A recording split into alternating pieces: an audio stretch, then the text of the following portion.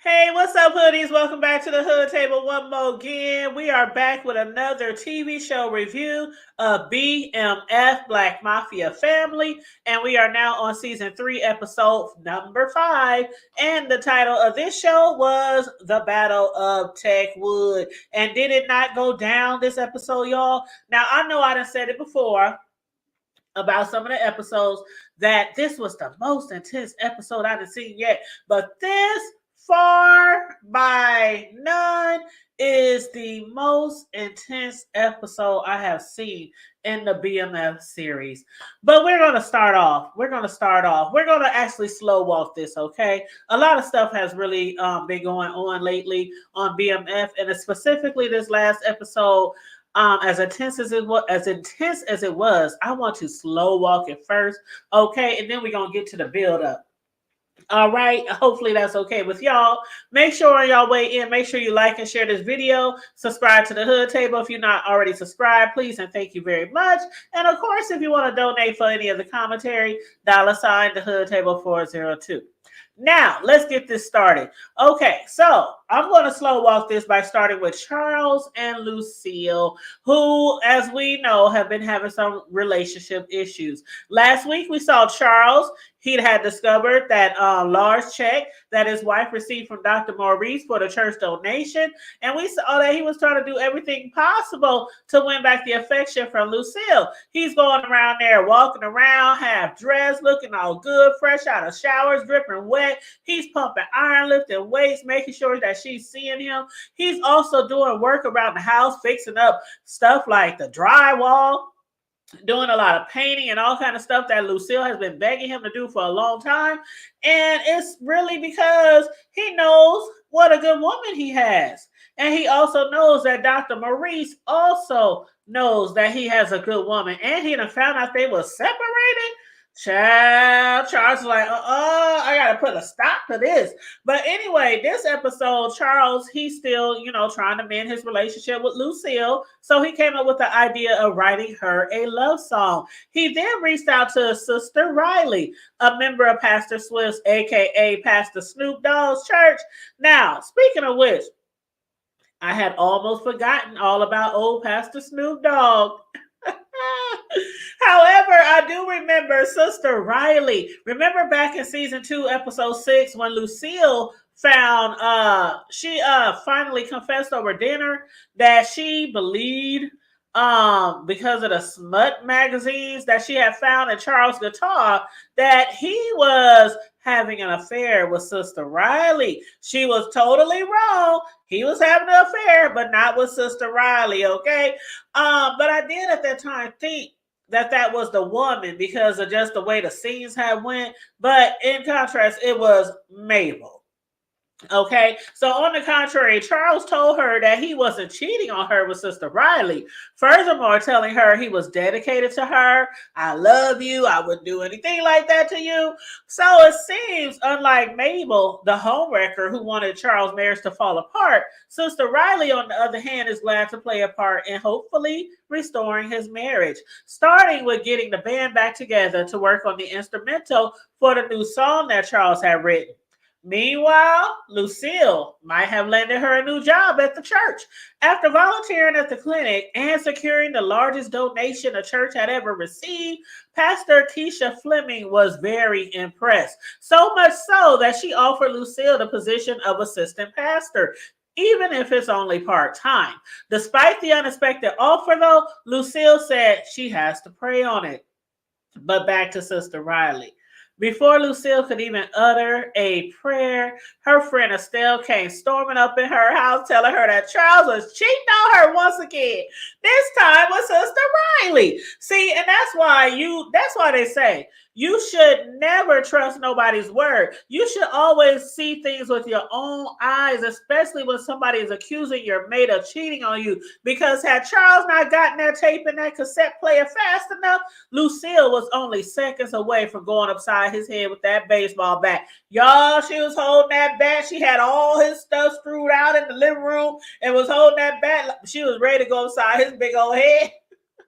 Then, after seeing and hearing his musical expression of love for her, she gracefully pulled him upstairs to their bedroom, where we saw her in bed holding Dr. Maurice's business card in one hand and about to start pleasuring herself with the other hand. I was like, hold up now.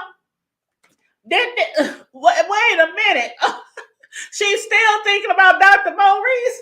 She literally almost got caught by Charles. Charles came in the room right when she was putting one hand down her between her thighs, and she was looking at the business card of Maurice's in her other hand. Charles over there thinking, well, hoping that he once again is the only man on her mind. I was like, say it ain't so. Say it ain't so. I hope you don't find that card under the pillow, because she quickly put that card under the pillow and got ready to make love to Charles. Of course, with the doctor still on her mind. Now that we got that out the way, okay, let's get to the good shit. Let's get to the good shit. Okay, at the beginning of the episode, it popped off in the Platinum Palace strip club. And once again, it popped off outside of the strip club. But before T could barely say, so that's all y'all been doing out here is clubbing and partying and shit, me spotted old boy Remy across the club. And the fight was on with them trying to dog walk the Techwood crew. But it didn't stop there. Outside of the club, while Meech and T was being amazed at the work done on Mac Attack, you know, the boxer's ride, gunshots rang out, ending up with Diesel, one of the BMF crew, being killed. Which is when it was decided that there was going to be a battle of Techwood. Conversely, T, he wasn't feeling that idea, citing something that he learned in his history class. Meesa's like, I ain't trying to hear none of your damn history lessons. I dropped out of school. I don't need to hear all that shit. But what T learned was that the reason why we, the American Army, couldn't defeat the Viet Cong was because they had home field advantage. Whereas Meese believed that Remy was not expecting them to come straight at him, giving them the opportunity to find Remy's weakness and take him out, possibly taking out Claude as well. So as usual, the little brother had to listen to the big brother again. Sometimes, though, it pays to listen to your younger sibling. In this case, soon after, Meech and T get word that Remy and the Tech Boys were not the ones who shot up the club and killed Diesel. Instead, it was the MKs who did the drive-by, meaning Stax was going to walk them right into an ambush. Considering this new intel, Meech planned to hit up Techwood not after the club closes, but in the middle of daylight. Man, Remy. He was thinking that they had rolled up on him to wave a right flag. Meese was like, hell no. They will always be enemies. It's to the dirt after what Remy did to Ty. So unbeknownst to Remy, they both have a bigger enemy to deal with, since the MKs are setting up their crews to be ambushed. At first, Remy didn't want to believe Meech was there for a temporary treaty, even after hearing that his entire hood was about to be torn to pieces. But before Remy could even consider it, here comes the MKs along with Stacks shooting up the entire neighborhood. And during the midst of the shootout, even though Stacks was shot up, unfortunately, a lot of other lives were lost, including some of the BMF guys, some of the PA crew, specifically Rip and that little boy. Afterwards, Meech promises to put Rip's music out on the streets so people can forever remember his name. Even in spite of their losses, though, Meech wasn't ready to run back home to Detroit like his brother T wanted him to. Meech told his brother, listen, man, loyalty is not just a word, it's a lifestyle. This is my family out here, and I can't leave them. Look, we lost the battle, but the war still continues, and I ain't going nowhere. Then T, showing disappointment that Meech wasn't coming home, still understood his brother's stance. He didn't agree with most of his brother's decisions, this one included. However, he will always have his brother's back, along with always looking out for his safety.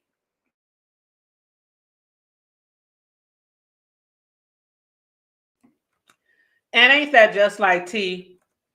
Always looking out for his brother's safety, even though sometimes he really doesn't agree with the things that Meech has to say. But somehow it also seems to work out fine. But in this case, for now, T has to return home without Meech to face the war, he still has to fight with Henry. And speaking of Henry, man, this episode just made me wish that somebody would hurry up and put her down. Man, Bryant, who was eventually released from jail, he was picked up by two of Henry's guys. The driver told Charles that Henry felt like he owes her for Beach and his shipment getting away from them, coupled with the fact that Henry's cousin Twan was killed in the process. Subsequently, after seeing the smirks on their faces, he knew he had to find a way to escape them, and that he did. Of course, though, Henry wasn't too happy about taking another loss, even starting a fight with one of the guys who allowed Brian to get away. The guy didn't have any intentions on fighting a girl, especially one who's also his boss. Child, I was like, don't do it. Just walk away. Don't take the bait. Despite that, Henry, after cutting her side open with a knife to illustrate the old boy should be able to fight even with an injury, forced him to fight her, resulting in Henry stabbing him to death. Not sure if the dude saw that coming, but I did. I did. In my head, I was like, run, Forrest, run. Don't take the bait. But anyway, well, we saw how that ended. But speaking of seeing it coming, Bryant must not have seen his son's protection being taken away by Henry. She had made threats, but not only did his son get darn near beaten to death, he was also raped. His son Kevin, when describing the whole ordeal to his father, seemed to be also apologizing, as if he had let his father down. Kevin, who had been following his father's advice, just couldn't figure out what he had done to deserve what had happened to him. And at the same time, he felt like he had let his father down when he was telling his dad that he couldn't fight back. I also saw somewhere where somebody had said on another blog, the sins of the father are paid by the son. Now, on the other side of town, while Mr. Bryan, or Detective Bryan, I should say, was dealing with that, Jen at her home, it was her and Kobe. They were having a good time. They were singing and dancing and drinking when suddenly Bryan showed up beating down her door. In the middle of him begging Jen to help out with his son Kevin's situation, Jen's house was being shot up by Henry and her crew, resulting in Detective Kobe being killed. Now, I didn't see that one coming, and I was starting to kind of like that cop too. I was starting to like Detective Kobe. But not only was Detective Kobe killed because of Henry, y'all, I'm not even gonna lie, y'all. I almost shed a tear after finding out that because of the beatings, because of the assault, because of the shame, Kevin felt the need to take his own life. The note, though, that Kevin left behind for his dad literally did have me shedding a few tears. The note from Kevin said, "You'll always be my hero. I'm just not like you. I love you."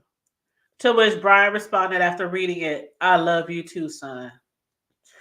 Man, that right there, I could not believe it.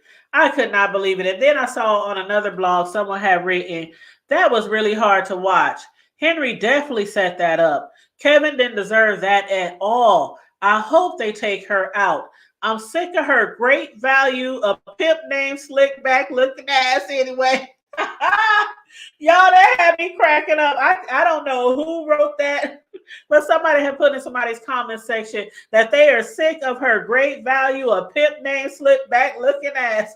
And I have to say that I agree, that I hope that they take Henry out soon. Real soon. Hopefully that will come within the next episode. I am looking forward to see what revenge Bryant has prepared for old Slickback. Okay? But y'all make sure y'all let me know what y'all thought about this episode. I thought this episode was a really good episode. It was really intense. It was a lot of things coming out of left and right. Some things we didn't expect. Some things we might not foresee. Now, I foresaw, excuse me, I foresaw that Kevin was going to be attacked again. I just didn't think that he was going to take his own life. So with that said, again, make sure you guys like and share the video. Subscribe to the Hood Table if you are new here. Please and thank you very much. Now, you guys, if you don't follow me on my website, it's thehoodtable.com. That is my own personal website that I created a while ago. I am over there starting to write blogs again. So when I do my reviews, I'm also doing written blogs for my reviews for the people who prefer to read a review versus listening to a review on a video. So again, please follow me over there as well. And everybody, please, for this holiday weekend, please enjoy your Easter weekend. If you celebrate the holiday, stay safe, be blessed, remain vigilant at all times, and always remember to keep it hood. And to send a donation for the commentary, don't forget, Cash App, $, the Hood Table 402. Thank you. I'm out.